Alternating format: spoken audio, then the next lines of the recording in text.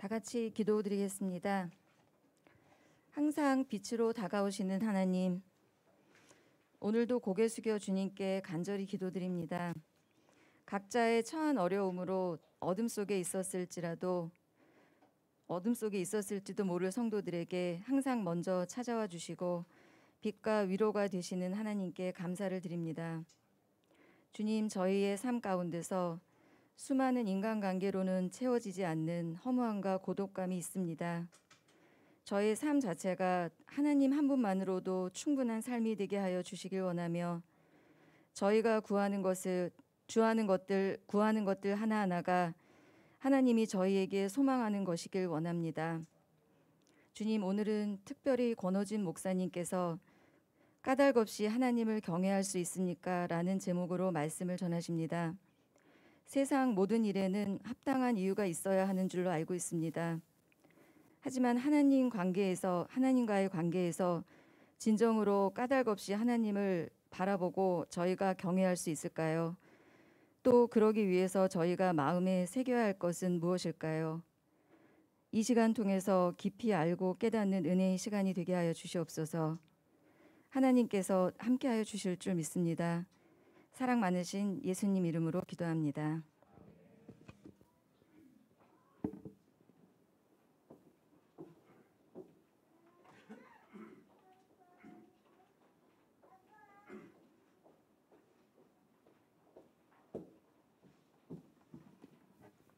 오늘은 목사님이 코로나 때문에 못 나오셔가지고 제가 대신 광고를 하게 됐습니다.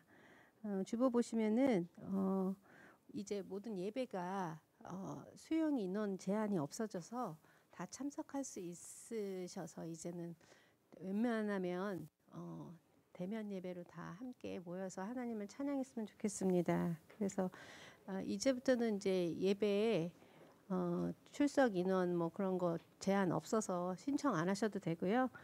그리고 한 주간 진행되는 교회 모임을 한번 참고하셔서 수요 성경 모임이 있잖아요. 저희가 수요일 날 현장에 7시 30분에 수요 예배가 있습니다. 현장과 좀 함께 하고 있는데 이번 주는 창세기 7장을 공부하게 되겠습니다. 그 다음에 저희 또 모임 중에 성경 읽기 모임이 있습니다. 화요일 저녁 7시 30분에 줌으로, 그 다음에 금요일 새벽 5시에 줌으로 성경 읽기 모임 함께 해주시면 좋겠습니다. 그 다음에 금요 기도회 모임이 있는데요. 저녁 8시 현장과 줌으로 함께 동시에 진행되고 있는데 특별히 좀 많이 오셔서 그리고 이번 주는 매주 첫 주는 작년 숙장님들이 함께 해주셔서 수번들을 위해서 함께 기도해 주시면 감사하겠습니다. 그다음에 복음과 상황 읽기 모임이 저희가 있습니다. 5월 28일 토요일 8시에 줌으로 함께 모여서 매월 마지막 주 토요일입니다. 기억해 주시고 그때 함께 복음과 상황 읽기 모임을 함께 해주셨으면 좋겠습니다. 그 다음에 주일 저녁 8시 새가족 교육이 있습니다. 이것은 줌으로만 합니다. 그러니까 새가족 되시는 분들은 오늘 저녁에 8시 목사님과 함께 새가족 모임에 참석해 주시면 감사하겠습니다. 그 다음에 5월 8일은 가정의 달을 맞아서 주일학교 헌신 예배로 드려지는데요. 이때는 2부 예배는 없습니다. 그래서 1부 예배에 다 함께 오셔서 지금 주일학교에서 굉장히 많이 준비하고 계시는 걸로 알고 있는데 그때 오셔서 헌신 예배로 함께 예배 드려 주시면 감사하겠습니다. 그다음에 5월 15일 날 5월 15일 주일 2부 예배는 스승의 날을 기념해서 탈북 학생 생활 공동체인 안산 우리 집 그룹홈 바석훈 원장님을 모시고 이야기를 나누는 시간이 있겠습니다. 함께 2부 예배 때 많이 오셔서 마석훈 원장님과 함께 이야기를 나누는 복된 시간이 됐으면 좋겠습니다. 그다음에 5월 달에는 행사가 좀 많은데요. 5월 마지막 주에 백향나무 특강이 있습니다. 5월 29일 이때도 2부 예배가 없고요. 백향나무 특강을 하는데 이때도 현장과 유튜브 동시에 진행합니다. 백소영 교수님 모시고 우리 안의 사이 만들기라는 제목으로 우리가 특강을 갖겠습니다. 그 다음에 또 우리가 지난주까지 부활절 특별 헌금을 했어요. 근데 그 세월호 8주기를 위해서 부활절 특별 헌금을 했는데 200만 원이 모여서 세월호 유가족들에게 전달했습니다.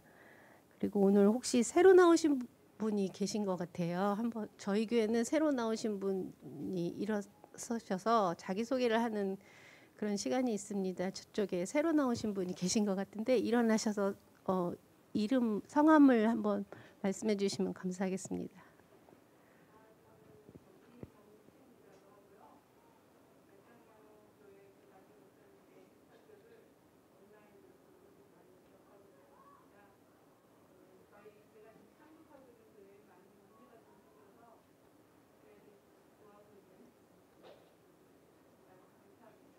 네, 감사합니다.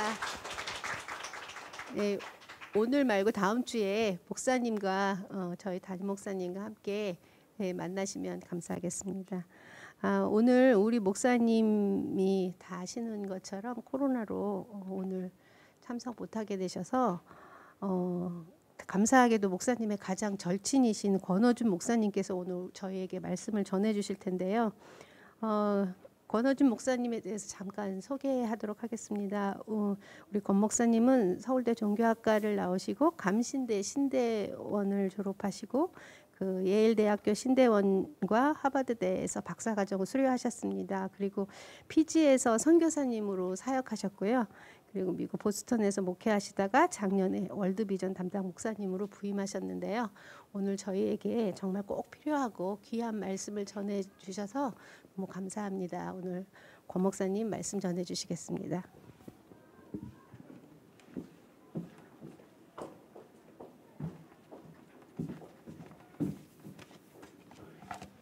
성경 봉독하겠습니다. 하루는 하나님의 아들들이 와서 주님 앞에 섰는데 사탄도 그들과 함께 서 있었다. 주님께서 사탄에게 어디를 갔다가 오는 길이냐 하고 물으셨다. 사탄은 주님께 땅을 이리저리 돌아다니다가 오는 길입니다 하고 대답하였다. 주님께서 사탄에게 말씀하셨다. 너는 내 종 욥을 잘 살펴보았느냐? 이 세상에는 그 사람만큼 힘이 없고 정직한 사람, 그렇게 하나님을 경외하며 악을 멀리하는 사람은 없다. 그러자 사탄이 주님께 아뢰었다. 욥이 아무것도 바라는 것이 없이 하나님을 경외하겠습니까? 주님께서 그와 그의 집과 그가 가진 모든 것을 울타리로 감싸주시고 그가 하는 일이면 무엇에나 복을 주셔서 그의 소유를 온 땅에 넘치게 하지 않으셨습니까? 이제라도 주님께서 손을 드셔서 그가 가진 모든 것을 치시면 그는 주님 앞에서 주님을 저주할 것입니다.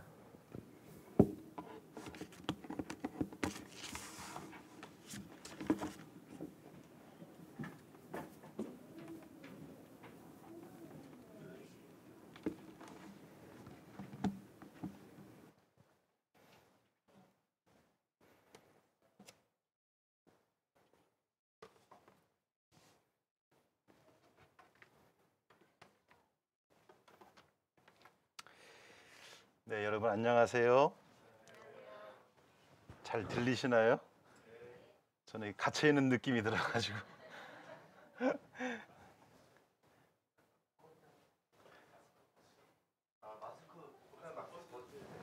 벗어도 됩니까? 훨씬 낫습니다. 네. 네, 여러분 반갑습니다. 이렇게 소개를 너무 거창하게 해주셨는데요. 네, 제가 사랑하는 우리 배덕만 목사님 목회하시는 백향나무 교회에 와서 이렇게 말씀을 전할 수 있다는 것이 얼마나 감사하고 기쁜지 모릅니다. 정말 우리 배 목사님 말씀 너무 좋으신데 좀 많이 부담이 됩니다. 제가 얼마 전에 이곳으로 새로 이제 이전하신 걸로 알고 있는데 그 전에 예배 드리시던 공간에서 배 목사님 오랜만에 만났던 적이 있었습니다. 참 가족 같은 분위기 속에서 너무 좋았었는데 오늘 와 보니까 와, 하나님이 우리 백향나무 교회를 얼만큼 또 축복해 주셨는가. 정말 가족 같은 우리 성도님들 뵈니까 너무 기쁘고 감사합니다. 저는 지금 그 월드비전이라고 하는 NGO에서 지금 근무하고 있습니다. 저희가 지금 그 세상을 향해서는 이 기독교적인 모습들을 많이 보이지는 않습니다. 여러 가지 뭐 이유가 있는데요. 그래서 많은 분들이 월드비전에 대해서 잘 모르시는데, 저희 월드비전은 바피어스라고 하는 한 선교사님이 한국 전쟁이 터졌을 때 우리 20만 명의 우리 고아들, 또 수십만 명의 또 미혼모들, 그리고 그 장애인들, 그런 많은 사람들을 돕기 위해서 그 원래 부흥사로 오셨던 분인데, telling the gospel, 복음을 말로 전하시던 분이 이제는 giving the gospel, 복음을 쥐어주는 사역으로. 그래서 뭐 이제 뭐 구제 사역으로 보실 수도 있겠지만, 저는 이렇게 월드비전 와서 보니까 이곳은 정말 그 누구도 하지 못하는 참 귀한 선교 단체구나, 그런 생각들을 많이 하고 사명감으로 일하고 있습니다. 한 700명 되는 직원들을 이제 돌보고 사목 역할을 하고요.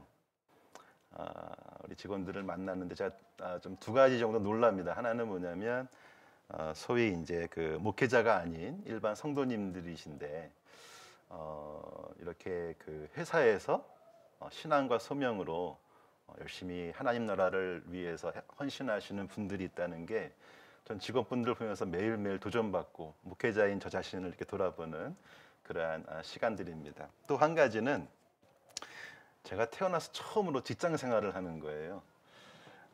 이제 목회만 하던 사람이 8시까지 출근해야 되고 무슨 일이 있어도, 그래서 타각해야 되고 또 퇴근 시간이 있고 뭐 계속 뭐 외부 행사가 있고 그런 직장 생활을 하다 보니까 금요일 날 퇴근하면 그냥 뻗어버리더라고요. 너무 피곤해서 뻗어버리는데, 그러면서 이렇게 주일날 이렇게 온전하게 주님께 나오셔서 교회를 위해서 또 다른 성도들을 위해서 애쓰시는 우리 성도님들이 얼마나 귀한가, 그런 것들을 깨닫게 됐습니다. 제가 목회하면서 굉장히 많이 이렇게 다그쳤거든요. 성도님들을 더 하라고 막 그랬는데, 제가 직장 생활 해보니까 이게 보통 헌신이 아니구나 생각하게 되고, 그러면서 오늘 또 이렇게 교회를 위해 헌신하시는 모든 분들이 얼마나 귀하고 소중한지 모르겠습니다. 하나님께서 여러분 한 분 한 분 축복해 주실 줄로 믿습니다. 오늘 저는 여러분들과 욥에 대한 말씀을 좀 나누려고 합니다. 여러분들이 잘 아시듯이 욥은 의인 중에 의인이었습니다. 그리고 고난 속에서도 정말 하나님을 경외했던, 정말 그 누구도 따라오지 못하는 참 믿음의 사람이었습니다. 그래서 우리는 고난을 당할 때 가장 먼저 떠올리는 인물이 누구냐 하면 욥입니다. 욥이 당한 고난을 생각하게 되지요. 저는 그 보스턴이라는 지역에서 20년 정도 목회를 했는데, 이민 목회는 정말 어려웠어요. 별의별 사람들이 다 교회를 찾아오는데, 그리고 이제 이 보스턴이 교육 도시이기 때문에 이 아이들을 하버드에 보내고 싶은 엄마들 또 가정들이 많이 옵니다. 그럼 그분들 이제 다 그 정착할 수 있도록 도와드려요. 뭐 교회를 다니다 안 상관없이 연락만 닿으면 이민 정착 도우미가 돼서 그분들의 손과 발이 되어줍니다. 학교 데려가주고 또 아프다면 병원에 데려다주고, 심지어는 길 가다가 이렇게 전화 와요. 목사님, 지금 몇 번 하이웨이인데 고속도로에 있는데 차가 펑크 났어요. 빨리 와주세요. 그럼 가서 펑크 난 타이어 갈아주고, 그런 목회를 했습니다. 그러다가도 한 분이라도 하나님 안 믿던 분이 저의 작은 섬김 때문에 하나님을 만나게 된다면 그동안의 모든 어려움들이 눈 녹듯 사라지는 그런 기쁨을 경험하곤 했습니다. 쉽지 않은 이민 목회를 하다 보니 저의 개인적으로도 욥이라는 인물이 제게 친근히 다가왔던 것 같기도 합니다. 좀 더 구체적으로 말씀드리면 욥은 저에게 두 가지 마음을 주십니다. 하나는 위로하는 것이고요. 또 하나는 저를 절망시켜 주는 겁니다. 욥이 당한 고난을 보면서 내가 당하는 고난의 무게를 한번 이렇게 재보게 되면 그럼 견딜만 하더라고요.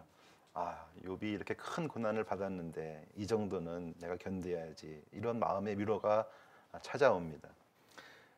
그런데 또 한편으로는 욥이 보였던 그 의로운 모습, 그 인내하는 모습을 보면은 절망하기도 해요. 나는 죽어도 깨나도 난 죽어도 깨나도 요처럼은 못하겠다 하는 그런 절망을 느끼기도 합니다. 사실 우리는 욥기를 읽을 때마다 욥의 인내하는 모습 또 그 신앙을 배우려는 의도가 굉장히 강해요. 혹시 오늘 예배 드리시는 분 중에 욥기를 다 읽어보신 분 계시면 한번 손 안 들으셔도 됩니다. 네. 근데 제가 바라기는 오늘 설교를 들으시고 시간 내셔서 욥기 1장부터 천천히 한번 욥기를 다시 한번 읽어보시면 좋겠어요. 욥의 그 인내하는 믿음 굉장히 중요합니다. 그런데 그 욥의 인내와 신앙이 욥기가 전하고자 하는 핵심 메시지일까라고 누가 묻는다면 저는 아니라고 말하고 싶어요. 우리가 욥기의 메시지를 잘 알고 있다고 생각하지만 사실 욥기의 메시지는 굉장히 깊고 심오한 그런 말씀입니다. 욥기에 대해서 우리가 오해하고 있는 좋은 예가 있는데요. 욥기 8장 7절의 말씀 여러분 아마 다 아실 거예요. 이렇게 되어 있습니다. 네 시작은 미약하였으나 네 나중은 심히 창대하리라. 여러분 들어보셨죠? 네. 보통 이 말씀을 언제 쓰냐면 우리 성도님들 개업하시거나 어떤 새로운 비즈니스를 하시는 목사님이 이제 신방 가시면서 이거를 선물로 이렇게 많이 전하기도 합니다. 액자에도 담고 그렇게 하는데 사실 이 고백은 욥의 고백이 아니라 고난 당하는 욥에게 야, 너 숨기고 있는 죄가 있지 않아? 그 죄를 고백하면 너를 회복시켜 주실 거야라고 질책했던 빌닷이라고 하는 친구가 한 이야기입니다. 그러니까 성경의 컨텍스트, 그 문맥을 완전히 무시하면서 이 말씀 참 좋다 이렇게 말씀을 이용하는 그러한 사례가 되겠습니다. 또 한 가지 우리가 욥기에 대해서 오해하고 있는 것은 이 욥기의 구성과 관련이 있는데요. 욥기는 크게 5가지 부분으로 나뉘어져 있습니다. 여러분 잘 아시는 욥이 고난받는 이야기가 1장과 2장에 나와 있습니다. 그리고 3장부터 31장까지 굉장히 긴 장에 걸쳐서 이 욥하고 그의 세 친구 엘리바스, 빌닷, 소발이라고 하는 세 친구와의 대화가 3번에 걸쳐서 나와 있습니다. 그리고 32장부터 37장까지는요 엘리후라고 하는 청년이 등장을 해서 전하는 말이 기록이 되어 있고 38장부터 42장 6절까지는 드디어 하나님이 욥을 만나셔서 하나님이 질문하시고 욥이 대답하는 그러한 이야기가 나옵니다. 그리고 마지막 42장 7절부터 맨 끝절 17절까지는 욥이 이제 회복되고 더 큰 복을 받는 해피 엔딩으로 끝나게 됩니다. 우리가 흔히 알고 있는 욥의 이야기는 사실 욥기 1장, 2장 그 고난받는 이야기하고 맨 끝에 42장에 나오는 욥이 회복되고 더 큰 축복을 받는 해피엔딩 이야기에 집중되어 있어요. 그래서 이 두 부분에 집중하게 되면 욥기가 전하는 메시지는 이거예요. 욥이 말할 수 없는 고난을 받았는데 그런데 그 고난 속에서 그는 인내를 했더니 그는 더 큰 축복을 받았더라. 그러니까 우리도 고난 속에서 인내하면 욥처럼 더 큰 복을 받겠지. 끝. 이렇게 욥기를 이해하게 된다는 겁니다. 성경은 그 어디에도 그냥 주어진 말씀이 없다고 저는 생각합니다. 전하시고자 하는 메시지가 다 있다고 생각하는데요. 양으로만 따져도 42장 욥기 전체 중에서 약 40장 42장 중에 약 40장이 이 시문으로 되어 있는 이 대화들인데 여기에 우리는 별 관심을 두지 않습니다. 실제로 읽어보려고 하면 굉장히 이해하기가 어렵기도 합니다. 그 말이 그 말 같고 이게 뭐 때문에 이런 대화가 진행되는지 참 따라가기 어려운 그런 구절들인데요. 이게 잘 안 되니까 내 시작은 미약하였으나 내 나중은 심히 창대하리라. 아멘. 이렇게 되기 쉬운 것 같아요. 여러분 오늘 이 말씀을 여러분 들으시고 제가 여러분께 무슨 인생의 답을 드린다거나 절대 그런 거 아닙니다. 다시 욥기를 천천히 읽어보시면서 그 욥기 속에서 하나님이 어떻게 등장하시고 하나님은 과연 어떤 분이신지 그 하나님에 대해서 우리가 새로운 이해와 지식을 가질 수 있으면 좋겠습니다. 결론적으로 오늘 제가 드리고 싶은 말씀은 욥에게 맞추어져 있던 우리의 관심을 욥에게 시험을 허락하셨던 하나님께로 바꾸자라는 것입니다. 욥은 도대체 어떻게 그렇게 인내했지? 여기에 초점을 두기보다는 욥에게 그렇게까지 하신 하나님은 도대체 어떤 하나님이시지? 여기에 초점을 두자는 거예요. 욥이 만난 그 하나님은 지금 우리가 믿고 우리가 만나기를 바라는 그 하나님이신데 그 하나님과의 관계에서 하나님은 이 욥기를 통해서 내게 무엇을 말씀하시는가라는 것입니다. 우리는 그동안의 고난 속에 욥의 신앙과 인내에서 욥기의 메시지를 찾으려고 했어요. 욥을 본받으려고 나름대로 애를 쓰기도 합니다. 여러분 한 번쯤이라도 그렇게 해보신 분이 계시면 제가 말씀드린 그 절망이라는 게 뭔지 아마 아실 거예요. 욥은 정말 대단한 의인 중에 의인이었습니다. 우리는 죽었다 깨도 그렇게 할 수 없습니다. 욥이 얼마나 위대한 의인이었는지 몇 가지 구절을 제가 읽어보겠습니다. 오늘 성경 다 읽으시 한번 보시기 바라고요. 1장 1절에 보면 우스 땅에 욥이라 불리는 사람이 있었는데 그 사람은 온전하고 정직하여 하나님을 경외하며 악에서 떠난 자더라 이렇게 되어 있고요.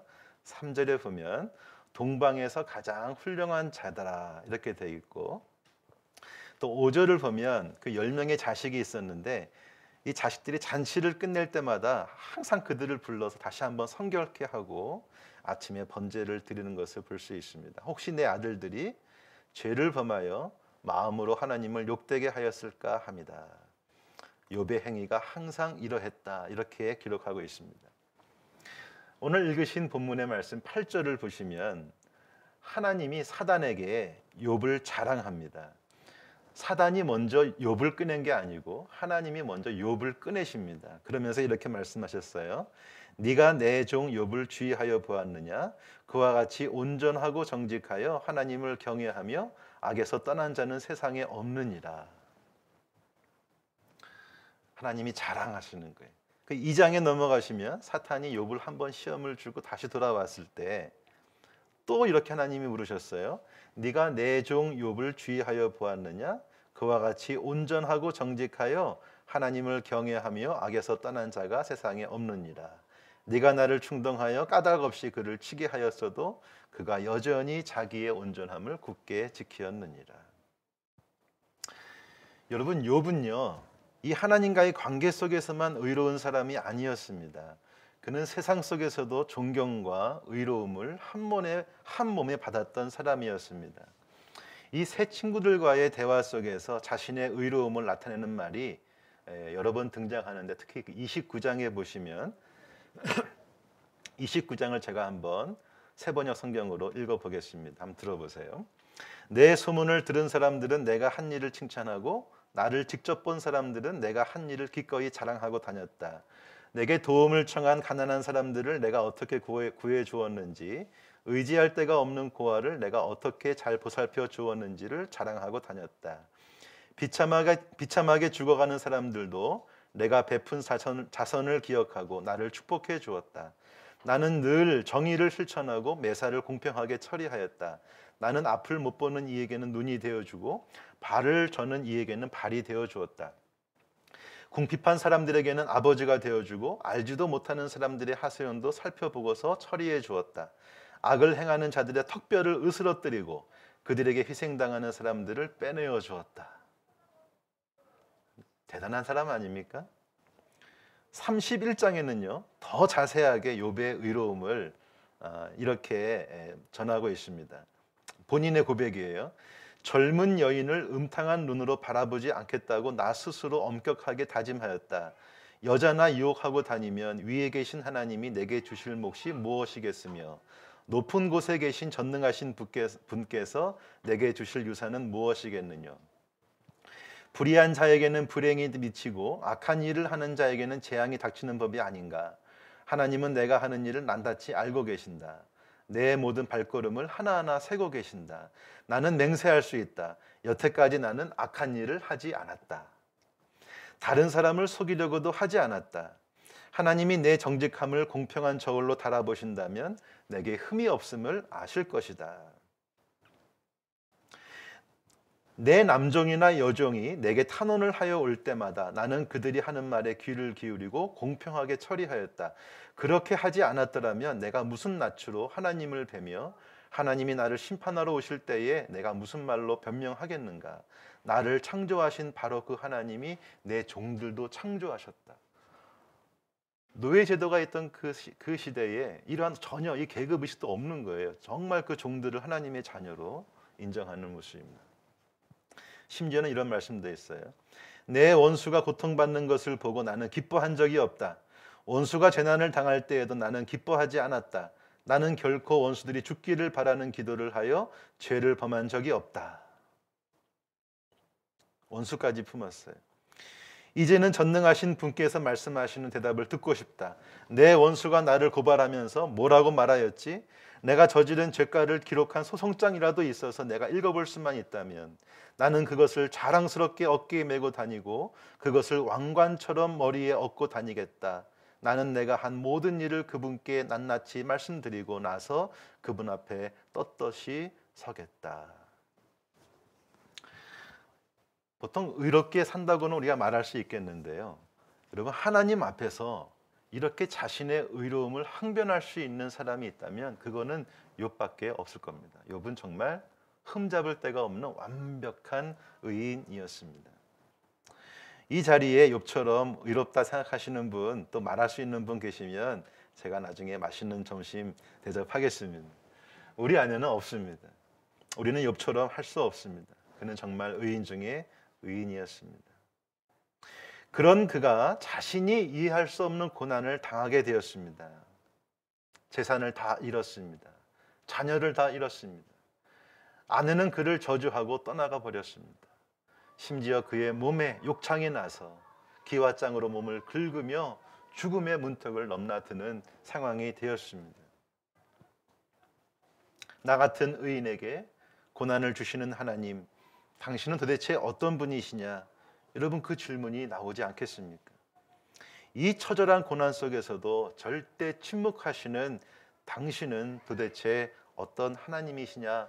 그 질문을 하지 않겠습니까? 그래서요, 우리 욥기를 읽으면서 우리의 관심을 욥보다는 하나님이 어떤 분이신가에 관심을 뒀으면 좋겠습니다. 오늘 읽으신 1장의 말씀에 사단이 하나님께 내기를 걸어왔어요. 자, 개역 성경으로 읽어보겠습니다. 사탄이 여호와께 대답하여 이르되 욥이 어찌 까닭없이 하나님을 경외하리이까? 주께서 그와 그의 집과 그의 모든 소유물을 울타리로 두르심 때문이 아니니이까? 주께서 그의 손으로 하는 바를 복되게 하사 그의 소유물이 땅에 넘치게 하셨음이니이다. 이제 주의 손을 펴서 그의 모든 소유물을 치소서. 그리하시면 틀림없이 주를 향하여 욕하지 아니하겠나이까? 여러분, 어떠십니까? 그 성경에 기록된 시험이라는 것이 보통 세 가지로 정리가 되는데요. 첫 번째 시험은 유혹이 있습니다. temptation. 이 유혹은 하나님이 주시는 것이 아니라 사단이 주는 시험입니다. 두 번째는 말 그대로 시험이 있습니다. 테스트가 있습니다. 우리의 믿음이 진짜인지 가짜인지, 또 우리의 믿음이 얼마큼 자라났는지 하나님이 테스트하기 위해서 주시는 시험이 있습니다. 세 번째는 시련이 있습니다. trial, 고난이죠. 그래서 우리의 믿음이 더 성숙해지고 우리가 더 겸손해지고 하나님이 그것을 위해 시련을 주실 때도 있습니다. 욥의 경우는 어떤 시험이었을까요? 욥의 경우는 이 세 가지가 한꺼번에 임한 시험입니다. 사단이 주는 템테이션이고 테스트이고 트라이얼인데 그 안에서 하나님이 그것을 모르시는 것이 아니라 그렇게 하도록 허락하시는 굉장히 복합적인 시험입니다. 욥이 당하는 이 시험은 좁은 의미에서는 사단이 시험 출제자가 되어 치르는 시험이에요. 그리고 그 문제는 딱 하나입니다. 오늘 설교의 제목입니다. 까닭없이 하나님을 경외할 수 있습니까? 이 시험의 출제자인 사단이 갖고 있는 답이 있어요. 그것은 뭐냐면 까닭없이 하나님을 경외할 수 있다 없다? 있다 없다? 없다는 거예요. 절대로 없다는 거예요. 다 이유가 있기 때문에 하나님을 한다라고 이 사단은 그 답을 갖고 있는 거예요. 하나님이 소유물을 주시기 때문에 하나님을 경외하고 그 소유물을 보호해 주시기 때문에 하나님을 경외한다는 것이 사단이 주는 답이에요. 그러나 사단의 시험을 허락하신 시험 감독관이 계신 이 하나님이 시험 감독관이신데 하나님의 답은 달라요. 까닭없이 하나님을 경외할 수 있습니다가 하나님이 원하시는 답이에요. 우리가 고난이라고 하는 시험지에 이 답을 쓰기를 원하신다는 것입니다. 사랑하는 백향나무 교회 성도 여러분, 까닭없이 하나님을 경외할 수 있으신가요? 사단은 끊임없이 이 시험지를 우리에게 내밀곤 합니다. 그리고 하나님은 그 시험을 허락하십니다. 믿음 생활 잘 하는데 고난이 찾아오고요. 교회에 열심을 내는데 사업이 어려워지고요. 새벽기도 잘 하는데 건강에 문제가 생기고 열심히 구제하고 어려운 이웃을 돕고 11조 생활도 잘하고 하는데 자녀에게 어려움이 닥칩니다. 그 의인의 고난의 시간이 닥치면 우리의 믿음이 흔들리게 됩니다. 하나님을 그토록 열심히 믿었던 그 이유들이 흔들리면 정신이 혼미해지기도 합니다. 여러분 정말 까닭없이 하나님을 경외할 수 있으십니까? 그 시험 문제에 여러분 무엇라고 답안을 작성하시겠습니까? 욥은 어땠을까요? 욥은 결과적으로 어떤 답을 썼을까 보면 욥은 하나님이 원하시는 정답을 썼습니다. 나는 까닭없이 하나님을 경외할 수 있습니다. 그가 모든 가족과 재산과 그의 모든 소유물을 잃게 되었지만 그는 결단코 하나님을 욕하지 않았습니다. 이렇게 얘기했어요. 1장 끝절에 보면 모태에서 빈손으로 태어났으니 죽을 때에도 빈손으로 돌아갈 것입니다. 주신 분도 주님이시요 가져가시는 분도 주님이시니 주님의 이름을 찬양할 뿐입니다. 이렇게 고백을 했어요. 욥은 이 모든 어려움을 당하고서도 죄를 짓지 않았습니다. 그 어리석게도 하나님을 원망하지 않았습니다. 그리고 두 번째 고난이 찾아왔습니다. 건강을 잃어버리고 악성 종기로 갖은 고생을 겪습니다. 아내가 그를 저주하고 떠나갔습니다. 이래도 당신은 이래도 당신은 여전히 신실함을 지킬 것입니까? 차라리 하나님을 저주하고 죽는 것이 낫겠습니다. 라고 떠나갔습니다. 그때 욥이 뭐라고 했는지 아세요? 당신까지도 어리석은 여자들처럼 말하는구려. 우리가 누리는 복도 하나님께로부터 받았는데 어찌 재앙이라고 해서 못 받는다 하겠소. 여러분 이렇게 하실 수 있으실까요? 정말 욥은 정답을 썼어요. 까닭없이 하나님을 경외하는 답안을 썼습니다. 그런데 고난의 초기에는 그렇게 했어요. 고난의 초기에는 정답을 썼어요. 문제는 이 고난이 금방 끝나지 않는 거예요.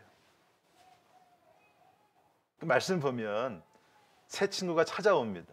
찾아와서 일주일 동안 고난받는 욥의 곁을 지켜줍니다. 손을 잡아주고 다른 말 하지 않고 그냥 말 한마디 안 하고 손만 잡아주고 그와 함께합니다. 여러분 그런 친구 있으신가요? 내가 고난받았는데 그것을 알고 찾아와서 아무 말도 안 하고 일주일 동안 자그마치 일주일 동안 손잡아주고 옆에 있어주는 친구 있으신가요? 욥에게는 그런 친구가 있었어요. 그런데 그 일주일이 지났을 때 이 친구들이 이제는 참지 못하고 입을 열어 말하기 시작합니다. 처음에는 말을 하지 않았을 뿐이지 그들이 기대한 것이 있었어요. 그것은 뭐냐면 내 친구 욥이 이런 고난을 받는 것을 보니 우리가 모르는 하나님만이 아시는 무슨 잘못한 일이 있나 보구나, 어떤 죄 지은 것이 있겠지, 이러한 생각을 하게 된 거예요. 하지만 그들의 기대에도 불구하고 욥은 끝까지 회개하지 않았습니다. 회개할 것이 없는 의인이었으니 무엇을 회개하겠습니까? 욥이 자신의 억울함을 호소하기 시작하면서 새 친구들과 대화가 시작되는데요. 이것이 조금씩 신학적인 논쟁으로 번져가면서 나중에는 서로 물고 뜯는 살벌한 싸움으로 번지게 됩니다. 욥과 세 친구들의 논쟁의 핵심은 이것입니다. 바로 욥의 의로움에 관한 것이었습니다. 세 친구들의 주장을 한마디로 하면 이것이었어요. 욥아, 너는 의로운 사람이 아니다. 네가 죄를 지었기 때문에 이런 벌을 받는 것 아니겠니? 그러니까 어서 회개하면 하나님께서 너를 회복시켜 주실 거야. 이것이 바로 친구들의 이야기였어요. 이것을 이 친구들의 신앙관을 네자 사자성어로 말하면 소위 상선벌악의 신앙이다라고 말할 수 있을 것입니다. 선을 행하면 상을 받고 악을 행하면 벌을 받는다. 맞습니까? 틀립니까? 답 안 하셔도 괜찮아요. 이 상선벌악의 신앙과 신학의 틀을 가지고 욥에게 이야기를 하는 거예요. 자, 그런데 욥은 뭐라고 주장했어요? 아니야, 나는 절대로 죄를 짓지 않았어. 나는 의로운 사람이야. 그래서 나는 이 고난을 받아들일 수가 없어. 난 너무 억울해. 이게 욥의 주장이었습니다. 누가 맞을까요? 여러분, 이 세 친구들의 논쟁과 욥의 이 항변이 이것 때문에 서로 논쟁을 벌이다가 싸우게 되는데요. 가만히 생각해 보면요, 이 세 친구들의 상선벌악의 신앙도 욥의 신앙과 크게 다르지 않다는 거예요. 욥도 그 안에 상선벌악의 신앙이 있었다는 것입니다. 한번 보세요. 너 고난받지? 너 죄 지은 거 있구나. 빨리 회개해. 이거 하고, 나는 죄 지은 게 없어. 그러니까 내가 받는 고난은 억울한 거야. 나는 의로워. 이렇게 주장하는 것은 같아요? 틀려요? 똑같은 거예요. 똑같은 거예요. 의로우면 상을 받고 죄를 지으면 벌을 받는다는 똑같은 신앙과 신학의 틀에 있는 거예요.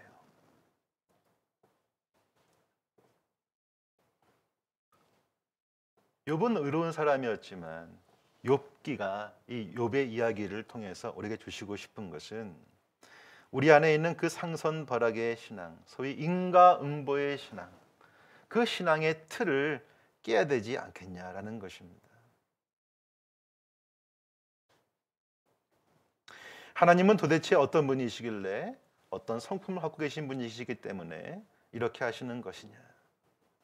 하나님께 선을 행하면 상을 주시고 악을 행하면 벌을 주신다. 어떤 의미에서는 맞습니다. 이것을 성경에서는 소위 공의의 하나님이라고 우리가 이해하게 됩니다. 하나님은 공의로우신 분이세요.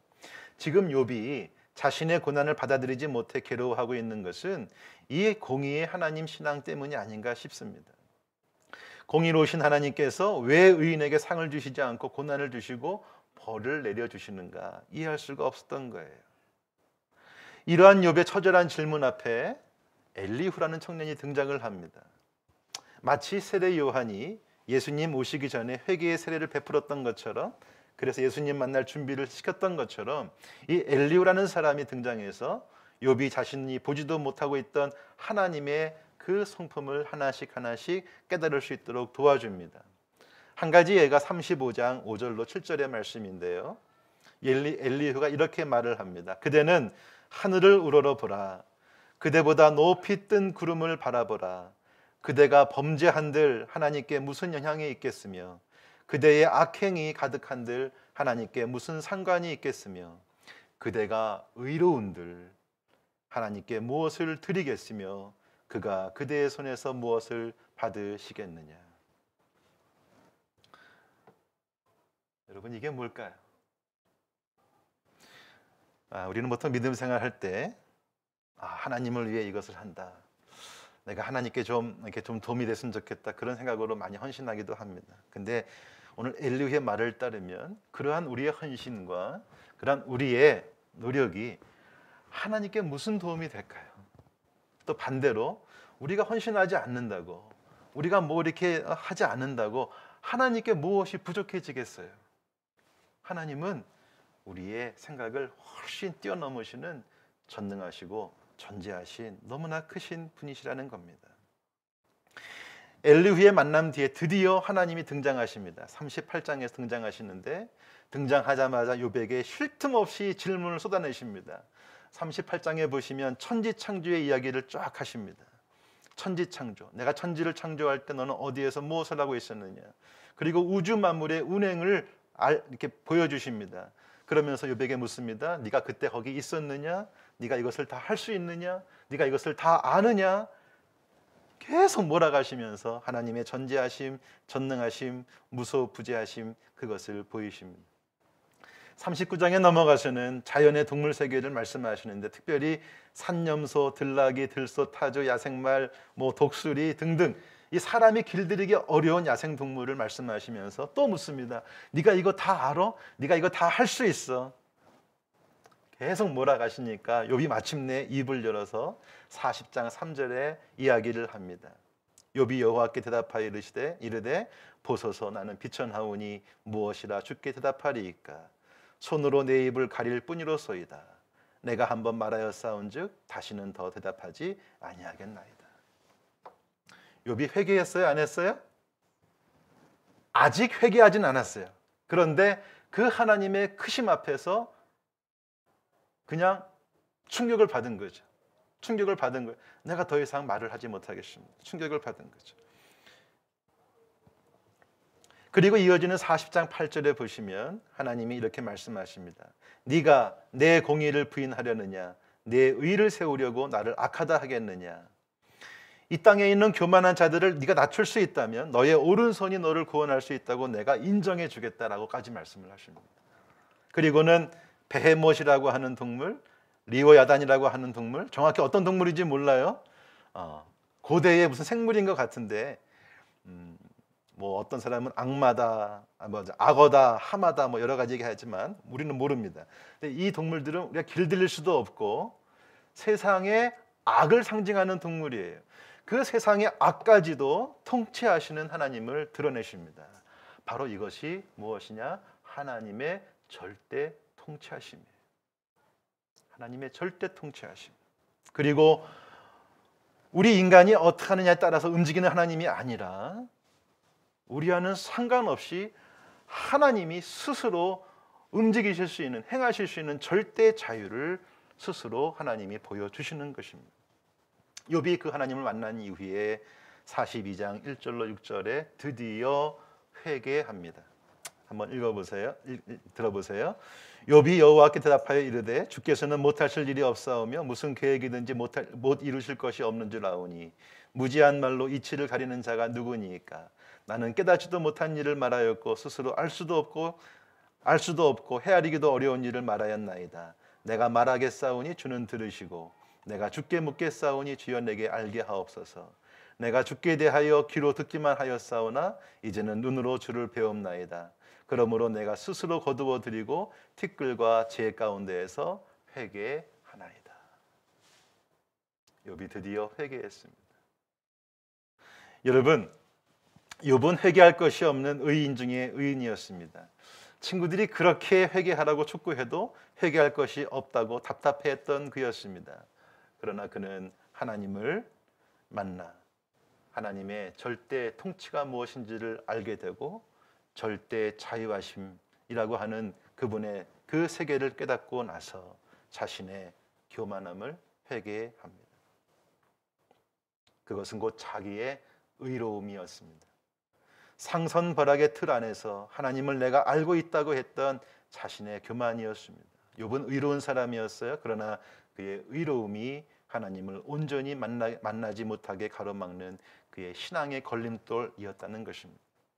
결국 욥에게는 까닭이 있었어요. 그가 의로웠기 때문에 하나님을 경외하였던 것입니다. 여러분 누가복음 15장을 보시면 예수님 비유 중에 이 돌아온 탕자 얘기가 여러분 다 아시죠? 둘째 아들이 아버지를 떠났다가 나중에 돌아왔어요. 근데 여러분 그 탕자는 둘째만 탕자가 아니에요. 첫째도 탕자였어요. 둘째 아들은 자신의 죄를 지음으로 탕자가 되었지만 첫째 아들은 자신의 의로움으로 인해서 탕자가 되었습니다. 그 의로움을 회개할 때 우리는 비로소 참된 하나님을 만날 수가 있습니다. 그 맨 마지막에 욥기에 욥이 축복을 받는 게 나오거든요. 더 많은 재산을 받고 또 새로운 가정을 이렇게 세워주시는데, 그것은요, 저는 그렇게 생각해요. 그 마지막에 욥이 받는 그 축복의 얘기가 없다 하더라도 욥이 하나님 앞에 회개하는 이야기로 욥기가 끝났다 하더라도 욥기가 전하고 싶은 메시지는 다 전해지는 걸로 저는 믿습니다. 욥이 받은 복은 보너스예요. 하나님이 어떤 분이신지를 깨닫고 받게 된 보너스이지, 그 보너스 없다고 욥이 그 깨달은 것을 후회하는 것이 아니라는 것입니다. 그것을 받지 못해도 욥은 기쁘게 주님께 나아갔을 것이라 저는 믿습니다. 예수님이 2000년 전 이 땅에 오셨습니다. 그리고는 유대인들의 율법주의에 강하게 맞서 싸우셨습니다. 율법주의의 핵심은 바로 의로움입니다. 내가 이렇게 믿음 생활을 잘했다고 하나님 나를 알아달라고 하는 것입니다. 그리고 그렇게 살지 못하는 수많은 사람들을 향해서 당신들은 죄인이라고 손가락질하고 스스로 교만해져 갔습니다. 예수님은 그것을 깨기 위해서 노력하셨습니다. 의로움이 참된 하나님이신 예수님을 십자가에 못 박게까지 하였습니다. 예수님께서는 의로움으로 똘똘 뭉친 유대인들에게 하나님의 공의가 아닌 하나님의 절대 통치하심, 절대 자유하심을 나타내셨어요. 그게 뭔지 아세요? 바로 사랑이에요. 사랑이에요. 만약 하나님이 공의의 하나님이시기만 한다면 하나님은 예수님을 이 땅에 보내실 이유가 전혀 없습니다. 그저 불과 유황을 내려서 심판하시면 되는 것이었어요. 그러나 하나님은 절대 통치하시는 분이요, 절대 자유하신 분이시기 때문에 심판이 아닌 사랑을 택하시고 심판이 아닌 은혜를 택하셔서 그 사랑과 은혜로 예수님을 이 땅에 보내주셨어요. 그리고 그 사랑으로 예수님은 우리의 죄를 위해 대신 십자가에 달려 돌아가셨습니다. 하나님의 공의와 하나님의 사랑, 하나님의 공의는 진리의 근거가 되고 하나님의 사랑은 은혜의 근거가 됩니다. 죄인을 대할 때 하나님은 공의로우신 분이시기 때문에 심판을 내리시지만 또 하나님은 사랑이시기 때문에 은혜를 베풀어 주시고 용서해 주시고 새로운 기회를 주십니다. 이 하나님의 공의와 하나님의 사랑은 창세기부터 요한계시록까지 계속 같이 갑니다. 그러면서 예수님의 십자가에서 드디어 클라이막스가 되어 하나가 됩니다. 은혜와 진리가 충만하더라.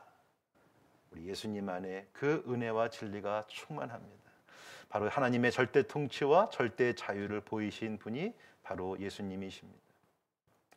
복음은 상선벌악의 틀 안에서 나의 의로움을 자랑하는 것이 아닙니다.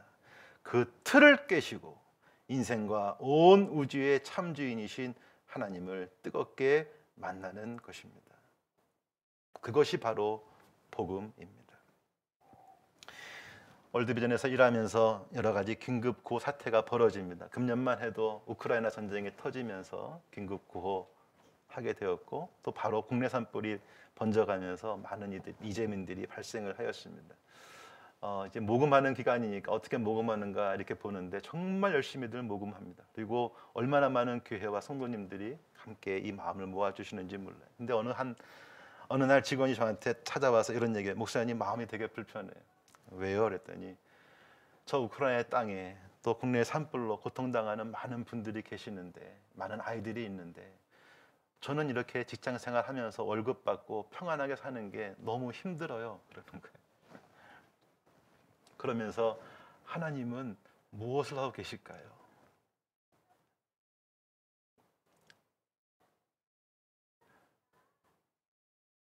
하나님은 지금 이 시간 고통받는 그 현장에서 어떻게 일하고 계실까요?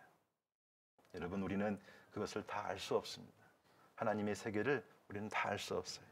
하지만 분명한 것은 그 어떤 악한 상황에서도, 그 어떤 내가 이해할 수 없는 불의의 현장에서도 하나님은 여전히 통치하시고 하나님은 하나님의 공의와 하나님의 사랑으로 그 일들을 주관하시는 줄로 믿으시기를 바랍니다. 하나님이 절대 자유하시다면 우리는 어떻게 되느냐? 그 하나님을 향해서 절대적으로 순종하셔야 됩니다. 오늘 욥기가 전하고 싶은 메시지의 핵심이 바로 그것입니다. 전지전능하신 하나님 앞에 우리의 의로움 때문에 교만해지지 말라. 언제 어떤 상황에서도 그 하나님 앞에 겸손하게 하나님의 절대 통치 앞에 절대적으로 순종하라. 이것이 욥기의 메시지입니다. 믿음으로 살아가다 만나는 여러 가지 시험과 고난의 순간이 있습니다. 여러분, 그러한 순간에도 하나님을 절대적으로 신뢰하시고 절대적으로 믿으시고 겸손히 순종하며 주님의 길을 걸어가시기를 바랍니다. 나를 창조하시고 주관하는 자 되시는 그분을 언제나 신뢰하고 사랑하며 여러분, 까닭 없이 내가 하나님을 경외할 수 있습니다 라고 답안을 써낼 수 있는 사랑하는 백향나무 성도님들 다 되시기를 주의 이름으로 축원드립니다. 아멘.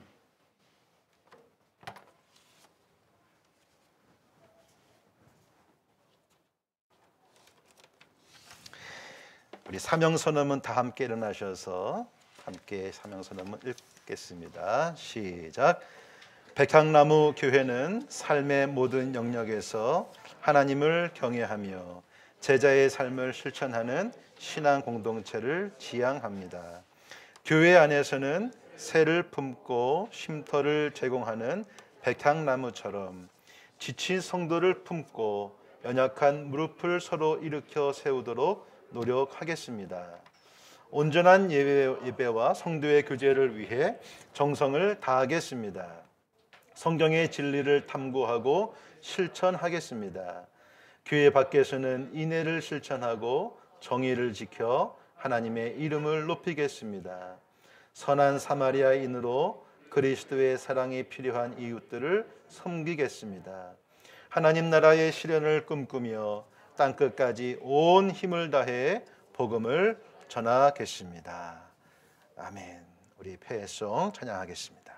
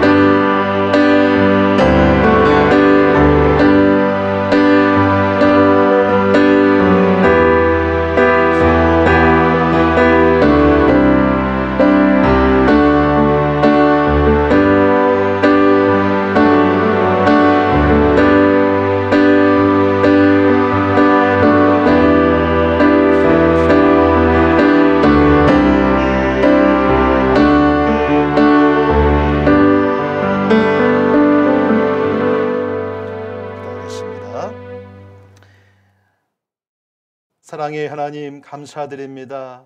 오늘 거룩한 주일날을 맞이하여 주 앞에 나와 예배한 우리 모든 백향나무 교회 성도님들을 기억하여 주시고 오늘 주님을 향한 사랑과 소망과 그 믿음을 담아 거룩한 예물을 주님께 봉헌합니다. 이 예물을 기쁘시게 받으시고 하나님 기뻐하시는 곳에 이 땅에 가난하고 취약한 이들을 위하여 또 이 땅의 교회의 부흥을 위하여 귀하게 쓰임받는 예물 되게 하여 주시옵소서. 이제는 우리 주 예수 그리스도의 한량없는 은혜와 성부 하나님의 극진하신 사랑과 성령님의 감동 감화하시고 인도하시는 귀한 은총이 까닭 없이 하나님을 경외할 수 있습니까? 그 시험지를 받았을 때 까닭 없이 하나님을 경외할 수 있습니다라고 답안을 써내고 절대적인 믿음과 순종으로 하나님과 행복한 동행의 삶을 살기를 다짐하고 나아가는 백향나무 교회의 모든 성도들 머리 위에 지금부터 영원까지 함께 하시기를 간절히 축원하옵나이다. 아멘.